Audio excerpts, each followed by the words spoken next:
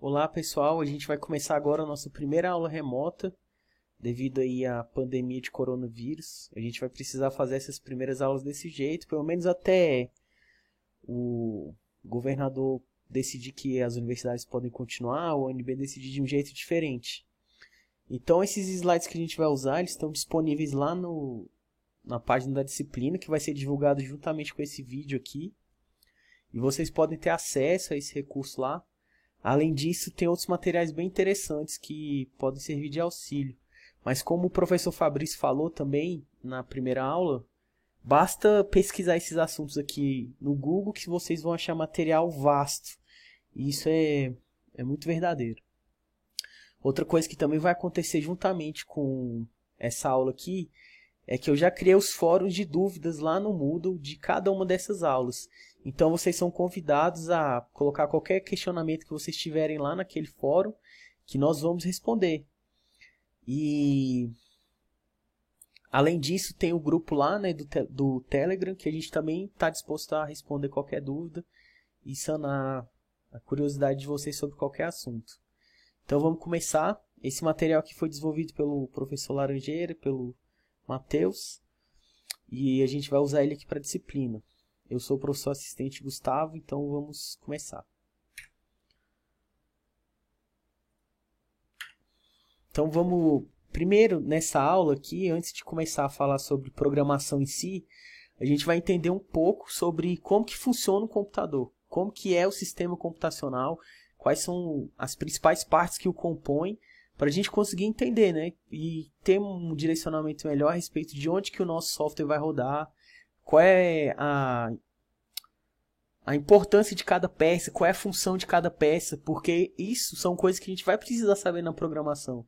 Por exemplo, se a gente estiver lá trabalhando com C em alocação dinâmica para alguma coisa, a gente precisa saber como que funciona a memória RAM, como que funciona a alocação de memória para que os nossos programas funcionem. Quando a gente estiver trabalhando lá com programas que têm multiprocessamento, a gente precisa compreender como que o processador funciona, quais são os núcleos, quais são as instruções existentes que a gente pode usar na programação para poder fazer esse paralelismo, se ele tem ou não essa capacidade de multiprocessamento. E até mesmo a placa de vídeo hoje em dia, se a gente vai fazer um programa que usa uma biblioteca tipo TensorFlow, por exemplo, de inteligência artificial, que faz uso da GPU, a gente precisa saber como que ela funciona, pelo menos num nível grande, num nível maior, para compreender como usá-la da maneira correta. Então é isso que a gente vai ver basicamente nessa aula de hoje. É bem introdutória, bem conceitual e fácil de entender, mas é necessário que vocês prestem atenção e não deixem as dúvidas acumularem. Eu acho que essa é uma dica muito importante para quem está fazendo essa disciplina de introdução à programação, né? Que não deixa acumular as coisas. Já foi comentado isso, mas eu falo novamente como também um veterano de vocês. Eu me formei em 2015 aí na FGA, então não tem tanto tempo assim.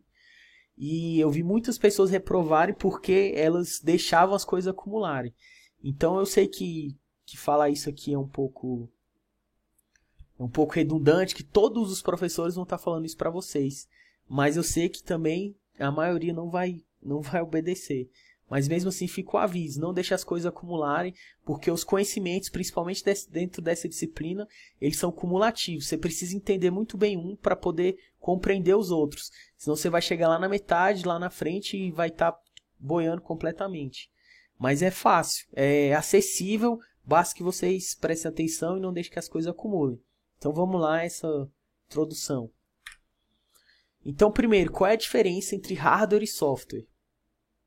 Hardware são os componentes físicos que o seu computador tem. Qualquer componente físico que está presente nele, processador, memória, placa de vídeo, todos os periféricos de entrada, tudo.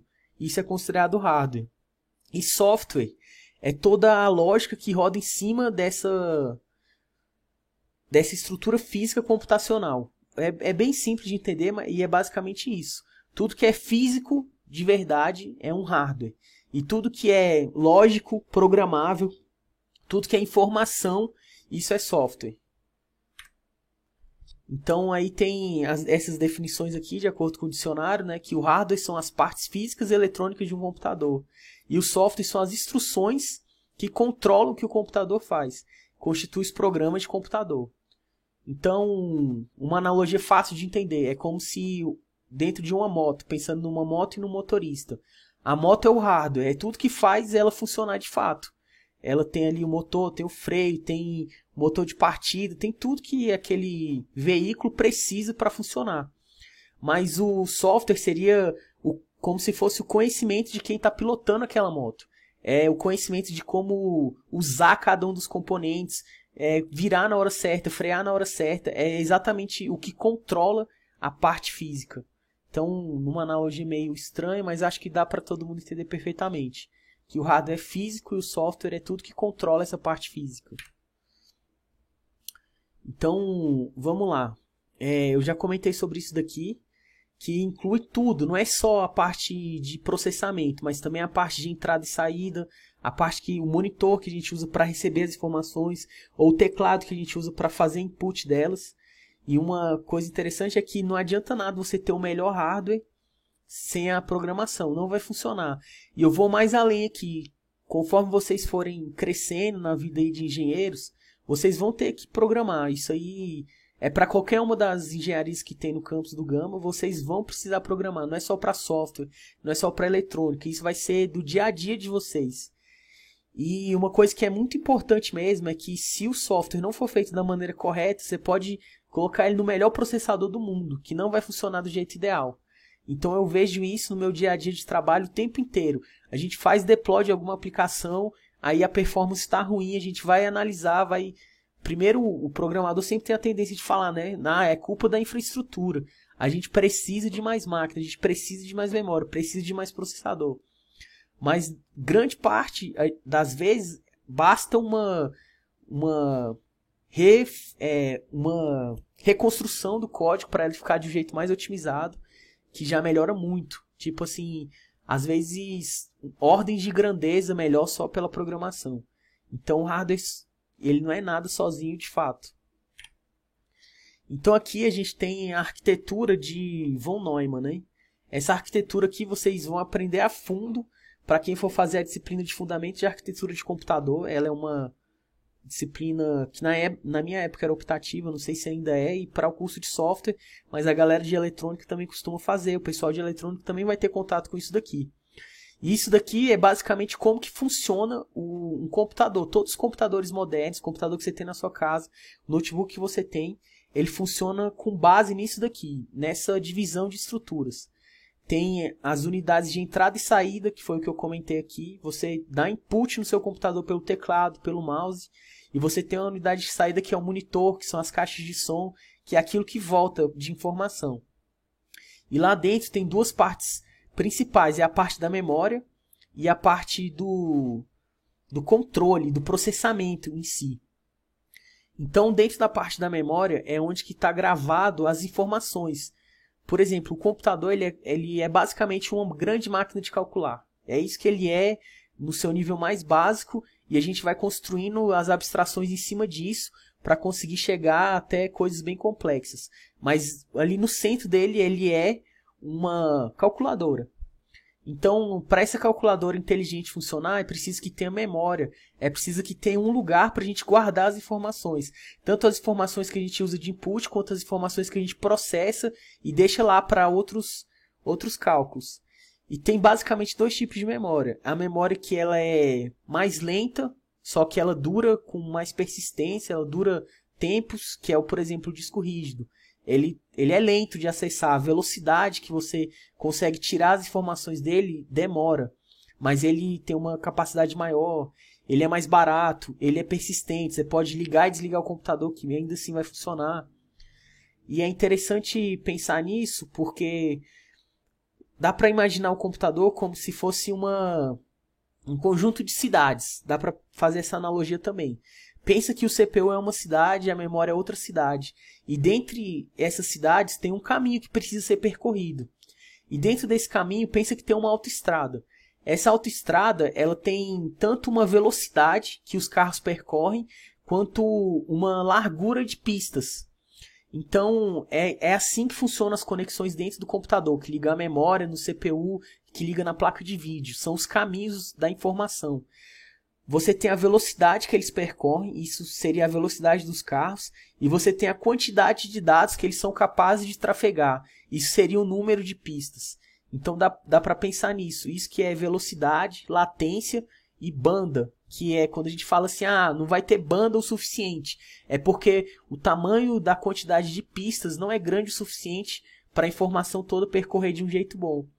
Por exemplo, para quem joga online aí, deve ter muito esse conceito assim do lag. O que é o lag? O lag, ele é a velocidade do seu carro, que o seu carro leva para chegar de um computador até outro computador, que a nuvem ela é simplesmente o computador de outra pessoa. Então o lag é isso, é o tempo que leva para a informação chegar de um computador A para o computador B. Mas quando a gente contrata a internet, que a gente vai 15 MB, 50 MB, 100 MB, isso aí é o tamanho das pistas, que é a largura de banda, ou seja, a quantidade de informação que ele consegue que a pista consegue carregar. Então tem essas duas diferenças que se aplicam para redes de computadores e também se aplicam aqui para os nossos barramentos de dentro do computador. Então, tirando a parte da memória, a gente tem o computador, né? O computador ele tem dentro do CPU, de fato, ele tem a memória cache, que é uma memória mais rápida ainda, que ela é bem menor, ela geralmente guarda instruções específicas do processador.